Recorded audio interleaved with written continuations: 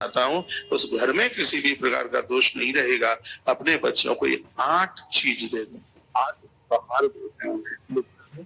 यज्ञ अध्ययन दानानि तपः सत्यम क्षमा घृणा अलोभ इत मार्गोयम धर्म्याष्ट विध स्मृतः।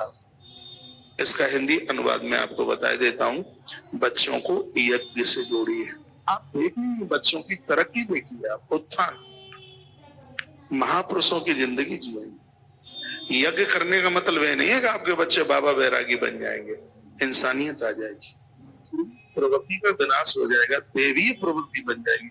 यज्ञ का इतना बड़ा प्रभाव है। यवनों को घुटने टिका दिए, मराठा की धरती पर जन्मा हुआ वीर शिवाजी, उसकी मां ने इस सुपुत्र को रोज यज्ञ करना सिखाया। ये यज्ञ करता था। में जिस दिन वो सोम यज्ञ पूरा हो रहा था तो भरे दरबार में भगवान श्री कृष्ण की आंखें भर आई और ये कहा, आज इतना बड़ा यज्ञ हुआ है, ये मेरे नंद बाबा और मेरी माँ यशोदा की देन है, जिन्होंने छोटी सी उम्र से मुझे यज्ञ में लगाया, आहुति में लगाया। गोवर्धन को यज्ञ का रूप दिया गया।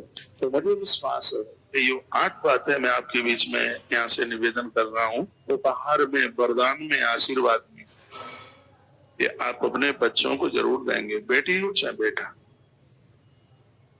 8 पहला है यज्ञ, ये जन्म, ये वो चीजें हैं घर में दोष नहीं रहने देंगे किसी भी प्रकार का। अध्ययन में गीता जी को हर युवा में पढ़े। मेरा निवेदन है, ये जाति बिरादरी से ऊपर उठ के है गीता। ऐसी गीता है मुसलमान भी पढ़ेगा।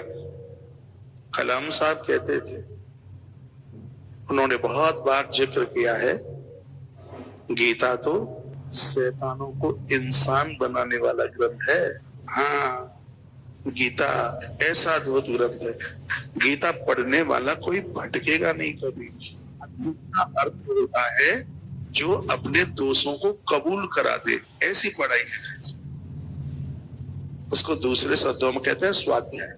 का अर्थ है ऐसा पाठन जो अपनी कमी का एहसास कराते। आजकल की जो किताबें पढ़ी जाती हैं उसमें तो अपनी कमी का एहसास होता ही है। आज की तो पढ़ाई छोड़िए, क्या होती है, छोड़े आप, क्या होता है।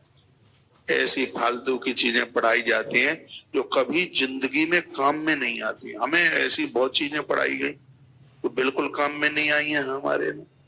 हमें पढ़ाया गया था अलाउद्दीन खिलजी, क्या करूं उसको खोपरिया पे रख लूं, वो पढ़ाया हमें। कहा गया अकबर महान, हमें ये नहीं पढ़ाया कि महाराणा प्रताप का भाला इतना बजनीक था कि धरती पर जन्मे हुए किसी की ताकत नहीं थी कि उठा करके उसको बता दे। हमें ये नहीं पढ़ाया गया। हमें अलाउद्दीन खिलजी पढ़ाया गया, हमें अकबर पढ़ाया गया, हमें महाराणा प्रताप की वो बातें नहीं पढ़ाई गई जिसकी वजह से आज हिंदुत्व जिंदा है। हमें छत्रपति शिवाजी की वो बातें नहीं पढ़ाई गई जिससे आज हिंदुत्व जिंदा है। हमें वो समर्पण नहीं अपने वीरों का बताया गया, पता नहीं क्यों दबा करके रखा गया। हमें वो बातें पढ़ाई गई जो हमारे किसी मतलब की नहीं है। हमें सिकंदर पढ़ाया गया, पढ़ाए, हमारी संस्कृति को दबा करके रखा गया। पता नहीं है कौन से भेड़िए की चाल थी, बात समझ में नहीं आई। ऐसी चीजें पढ़ाई गई जो हमारे किसी काम की नहीं।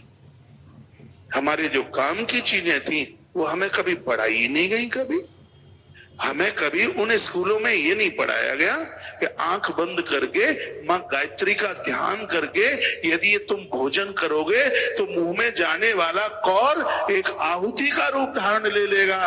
ये नहीं पढ़ाया गया हमें। हमें महात्मा अगस्त की बात नहीं पढ़ाई गई। हमें नहीं पढ़ाई गई गुरुदेव वशिष्ठ की योग रामायण की वो बातें जिसमें कहा गया था कोट जन्म समुत्थेन राम संसार वासना। ये वासना करोड़ों जन्मों की प्रभु स्मरण के बिना कभी समाप्त नहीं होगी। ये बातें नहीं पढ़ाई गई हमें। यदि ये बातें आज पढ़ाई गई होती तो ये वासना का वो दौर नहीं दौड़ता जिससे आज देश गुजर रहा है। बहुत स्थिति खराब है, इतनी खराब है कि इस समय सोचने के लायक बात हो गई है। विचार करना पड़ेगा, ऐसी स्थिति हो गई है। मैं आप सब माई बाप को मैं प्रार्थना करना चाहूंगा बाप उसे कहते हैं जो हमारा हमारा ख्याल रखता है, माँ उसे कहते हैं जो स्वयं भूखी रहकर हमारे पेट का ध्यान रखती है, उसे माँ कहते हैं। तो मैं आप सबको यह प्रार्थना करना चाहूंगा, मेरा निवेदन है, मेरा आग्रह है, ये 8 चीजें अपनी संतान को दे दें, चाहे बेटा हो चाहे बेटी। पहला यज्ञ, दूसरा है स्वाध्याय, दूसरे शब्दों में जिसको अध्ययन कह सकते हैं। और पुस्तकीय ज्ञान किताबें आप पढ़ते हैं, ठीक है, बहुत अच्छी बात है, लेकिन ये जरूर पढ़िए, इसके बिना गुजारा नहीं है। और बढ़िया सफल जीवन जीने के लिए यही अध्याय काम में आएंगे। मैंने बहुत आदर किया है साइंस का, मैंने बहुत आदर किया है उस गणित का जो मेरी पढ़ाई रही है, लेकिन इस सब पढ़ाई के साथ साथ जो आज मैं भारत के विश्वविद्यालय में पढ़ रहा हूं, मुझे इससे बढ़िया पढ़ाई कोई लगती नहीं है। इसलिए मैं अपने हृदय की बात, समझ लो चाहे वेदना समझ लो, आपके पास तक ये पहुंचाना चाहता हूं। युवा भारत बनेगा, अध्यात्म भारत बनेगा, तो सच मानिए पारमार्थिक भारत बनेगा। ये 8 चीजें अपने बच्चों को दे दे। वृद्धावस्था में आप अनाथालयों में नहीं रहेंगे, वृद्धा अवस्था में आप वृद्धाश्रमों। मुझे तो रोना आता है जिस बिल्डिंग पर मैं वृद्धाश्रम का बोर्ड लगा हुआ देख लेता हूं, उस देश में जहां राम और श्रवण कुमार, श्रवण अपने माता पिता के लिए दुनिया छोड़ के और राम माता पिता के आदेश के लिए अयोध्या छोड़कर 14 साल के लिए वन को चले गए। उस भारत में सरकारी लाइसेंस पर 4000 वृद्धाश्रम, 4000 से 5000 हर वर्ष बनते हैं। ये प्राइवेटों की तो गिनती नहीं की जा सकती कितने बनते। उस देश में जहां हमारे उपनिषद कहते हैं मातृ देवो भव, पितृ देवो भव, माता पिता को घर से बाहर निकालकर और घर का वास्तु दोष कोई मिटाना चाहे, लाखों रुपया खर्च कर देना, नहीं मिटेगा, नहीं मिटेगा। जिसके घर में बुजुर्ग नहीं है, जिसके घर में वृद्धों की डांट नहीं है, जिसके घर में वृद्धों की आवाज नहीं है, उस घर में मुझे तो नहीं लगता कि आनंद का सावन शायद बरसता होगा। जिन घर में ये नहीं है, ये 8 चीजें अपने बच्चों को दीजिए। टाइम तो ज्यादा हो रहा है और मैं शॉर्ट में अपनी बात को समेटने की कोशिश करूंगा। इज्जा अध्ययन दानानी, पहला है यज्ञ, दूसरा है अध्ययन, तीसरा है दानानी, देने की भावना। दान में सिर्फ रुपया पैसा ही नहीं आता, देने की भावना। आप योग्य हैं, गरीब के बच्चों को क्यों नहीं पढ़ाते? किसी को 10-5 हजार रुपया दे दोगे, यही दान है क्या? देश में गरीब बच्चे हैं, फीस नहीं भर सकते, और आपको बढ़िया नॉलेज है, 24 घंटे में से 1 घंटे की क्लास लीजिए और उन्हें योग्य बनाइए। किसी निरक्षर को योग्य बनाना, विद्या दान करना, इसका मतलब है, इसका अर्थ है 88,000 ब्राह्मणों को भोजन कराने के बराबर इसका फल है। 88,000 ब्राह्मणों को भोजन कराने के बराबर। लोग कहते हैं हमारे पास तो कुछ है नहीं, क्या दें? अरे भगवान ने आपको सब कुछ दिया, आपको योग्यता दी है। हर व्यक्ति को किसी ईश्वर ने कुछ न कुछ दिया है। जहर सबको मारता है, लेकिन जहर को भी ईश्वर ने गुण दे दिया है। सांप का जहर चढ़ जाए इतना तो इंजेक्शन जहर का ही लगता है। कुत्ता काट ले, जहर चढ़ जाए तो इंजेक्शन जहर का ही लगता है। ये गुण ईश्वर ने उसमें भी दे दिया है। ऐसा धरती पर कोई नहीं है परमात्मा ने जिसको कोई न कोई गुण ना दिया हो। आप डॉक्टर हैं, 1 घंटा उन मरीजों को देखिए जो फीस जमा नहीं कर सकते। आप टीचर्स लोग हैं, 24 घंटे में से 1 घंटा ऐसा निकालिए आप गरीब के बच्चों को पढ़ा सके। अपने कर्म को आराधना बनाइए, पूजा बनाइए। हम लोग माला जपते हैं, लेकिन हम ऐसा नहीं जपते कि माला ही लेके बैठ जाएं सो हम अकर्मण्य बन जाएं, आलसी बन जाएं, प्रमादी बन जाएं। हाँ, माला जपिए, भगवान का नाम लीजिए, लेकिन कुआं खोद करके पानी पीने की कोशिश कीजिए। कमाई के ऊपर मत गर्ज, खुद 20 नाखूनों से कमा करके अपना रास्ता प्रशस्त कीजिए। उसका ख्याल रखिए, भाई का ख्याल रखिए। आप ज्येष्ठ भ्राता है, आप तो कमा रहे हैं, वो अभी छोटा है, वो पढ़ाई लिखाई कर रहा है, छोटा है आपसे, बेटे से ज्यादा स्नेह रखिए उससे, बड़ा भाई है, पिता से ज्यादा पूज्यता का भाव रखिए। राम राज्य आपके घर में होगा, अयोध्या में होगा कि नहीं होगा मुझे नहीं पता, लेकिन आपके घर में जरूर होगा वह राम राज्य। दाना नहीं देने की बात। बाजार में जाए कुछ खरीदने के लिए तो पहले ये ध्यान हो, अरे मेरा छोटा भाई है, उसका मुझे ध्यान रखना है, वो मुझे बहुत प्रिय है, बहुत मेरा लाडला है। बड़े भाई के प्रति भी ऐसी पूज्यता का भाव रखिए। भाई भाई का प्रेम तो 500 वर्ष की तरक्कियों को तत्काल लेकर प्रकट हो जाता है। ऐसा हमें रामायण और महाभारत में यही तो पढ़ने सुनने को मिलता है, जहां एक युद्ध था, कितनी माताओं की मांग का सिंदूर उड़ गया, और जहां भाई भाई में प्रेम था, बताते हैं काल रावण की पार्टी से बंधा हुआ था, उस रावण की एक तो नहीं चली, राम ने पछाड़ दिया उसको। ये क्या था? ये भाई भाई का प्रेम, भाई भाई का संगठन था। ये भाई भाई की शक्ति तो एक ऐसी शक्ति है, ऐसे बड़ी कोई ताकत ही नहीं बताई दुनिया। तो छिपके छिपके उसका उसकी सहायता कर दीजिए, सहयोग कर दीजिए। आप कहोगे चोरी हो जाएगी, मैंने कहा ये तो बहुत बड़ी साहूकारी होगी, ये तो आप हमें दे देंगे, उसका भी इतना पुण्य नहीं है जितना कि अपने गरीब भाई का आप सहयोग कर देते हैं, उसका उतना पुण्य। उसकी बेटी की शादी है, आपने उसका सहयोग कर दिया।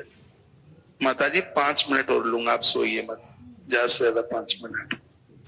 तो ये कौन देगा संस्कार? ये आप देंगे, आप बताएंगे, और कौन बताएगा? तो इज्जा अध्ययन दानानी। और फिर कहा है तप। तप का मतलब है जीवन में मुसीबतें आए उनको झेलने की ताकत रखिए। ये नहीं है कि पूरा जीवन में सब कुछ अनुकूल ही होता है, प्रतिकूलताएं भी बहुत चल के आती है। कभी इतनी दिक्कतें आती हैं और आप कभी घर की बहू पर बरसते हैं, कभी किसी के ऊपर, कभी ऐसा कहते देख तू नहीं माना, ये सब घाटा नुकसान तेरी वजह से हो गया। और प्राय ऐसा कहा जाए, अब जो हुआ है तो हो गया है, सब लोग मिलकर के उसका समाधान निकालिए। सब कुछ दुष्ट जुआ में हार गए, लेकिन भाइयों ने कभी ये नहीं कहा था कि भैया ये सब कुछ तुमने कर दिया, नहीं कहा। देखो सब संगठित थे, विजय मिल गई। तब का मतलब है कष्ट भी आ जाए तो उसको स्वीकार कर ले।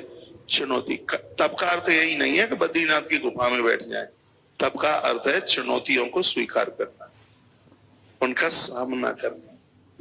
बात चढ़ती है, गिर जाती है और आखिर में चढ़ जाती है।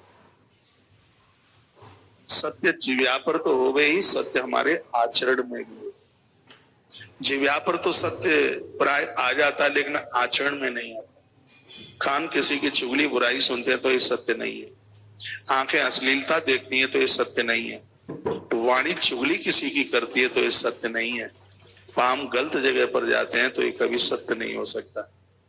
तो सत्य हमारी जिह्वा पर तो हो गई ही, लेकिन सत्य हमारे आचरण में भी होना चाहिए।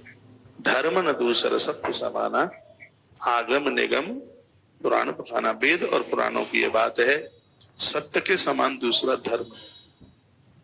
अपने बच्चों को ये दे, दुश्मन भी आपके ऊपर विश्वास करे, कहे अरे वो आदमी कभी झूठ नहीं बोल सकता। बहुत लोगों को तो इतनी आदत होती है बिना काम के माँ बाप जी को झूठ बोलेंगे, पत्नी को झूठ बोलेंगे। कारण नहीं है, या तो कोई ऐसा हो कि तुम्हें इंद्र का पद दिया जा रहा हो, और मुझे लगता है कि झूठ बोलने वालों को तो इंद्र का पद मिल ही नहीं सकता, कहां से मिलेगा? तो इसके ऊपर आप कंट्रोल करें, चाहे मैं हूं, आप हो, तीसरा हो, चौथा हो, कोई भी हो। उसकी वाणी का बहुत बड़ा प्रभाव पड़ता है, इतना प्रभाव पड़ता है जिसकी आवाज में सत्यता है। लोग दौड़ के आते, खिंच के आते। यह गुण बच्चों को दे दो। बहुत झूठ बोल लेते, आते कहीं से हैं, बताते कहीं का है। ये होता, कहां गए हैं, बक करेंगे ही नहीं, ठीक नहीं बोले। इतना बड़ा दुर्गुण है ये, इतना बड़ा दुर्गुण है, इससे बड़ा दुर्गुण क्या होगा? और ये जीवन को खत्म करने वाली चीजें हैं ये। सत्य होना चाहिए। 5 ज्ञानेंद्रिय, 5 कर्मेंद्रिय, 10 मन बुद्धि चित्त और अहंकार, 14 तत्व। 14 तत्वों को तपाने के लिए ही तो राम का 14 साल का वनवास था। ये 14 तत्वों को सत्य का कवच पहना दीजिए। आप देखें आप कितने बड़े लोग बनेंगे, कितने बड़े इंसान। मुझे तो लगेगा कि इंसान में तुम भगवान होगे। ये 8 चीजें हैं, ये इतनी अद्भुत है। आपको कहीं कोई मकान की तोड़ा फोड़ी नहीं करनी पड़ेगी, कुछ करना ही नहीं पड़ेगा, सब कुछ बदल जाएगा जिसके घर में 8 चीजें हों। यज्ञ, हवन यानी यज्ञ, अध्ययन यानी स्वाध्याय। अध्ययन कहते हैं दूसरों के गुण देखना और अपनी कमियां देखना, लेकिन होता यह है कि हम दूसरों के दोष देखते हैं, गुण अपने देखते हैं। यही तो होता है अध्ययन। स्वाध्याय का मतलब है कमियां अपनी नजर आए और गुण दूसरों की नजर आए। 8 चीजों में ये है। दानानी देने की भावना, तपहा कष्टों को सहन करने की ताकत, सत्यम हर इंद्रिय के ऊपर सत्यता, ऐसा जीवन जिए दुश्मन भी हमारी वाणी का विश्वास करे, और क्षमा, किसी से गलती हुई है तो क्षमा करने की बात आदत में हो। गलती का एहसास करता है तो मैं उसको गलतियां भूल कर क्षमा कर देता हूँ। शरण गए प्रभुताए न त्यागा, विश्वद्रोह कृत अगजे ही लाए। क्षमा बड़न को चाहिए छोटन को उत्पात, कहा रही मार को घटो सो भृग मारी लात। गलतियां हुई है किसी से, क्षमा का भाव हो। और अगली बात है पापों से घृणा, व्यसनों से घृणा। ये बहुत बड़ा सूत्र है। व्यसनों से घृणा होनी चाहिए, अपराधों से पापों से घृणा होनी चाहिए। जब तक इनसे घृणा नहीं होगी तब तक ये अपराध छूटेगा। ये पाप थोड़ी महापाप है, ये तो पाप के भी पाप है। धर्मस्याष्ट विधस्यता, माता पिता के लिए, धर्म के लिए, बहन के लिए, समाज के लिए, अच्छे कार्यों के लिए जीवन में लोभ ना हो, लोभ प्रवृत्ति ना हो, उसके लिए उदार बने। ये छोटे में बच्चों को सब चीजें आप दे देंगे तो बड़े होने पर ये बच्चे आपके लिए पूर्ण रूप से समृद्ध होंगे। ये शब्द लास्ट वाला लिख लें, अलोभ। अलोभ का मतलब है अच्छे कार्यों के लिए जीवन में लोभ वृत्ति ना हो। लोभ खुद के लिए हो, दूसरों के लिए उदारता।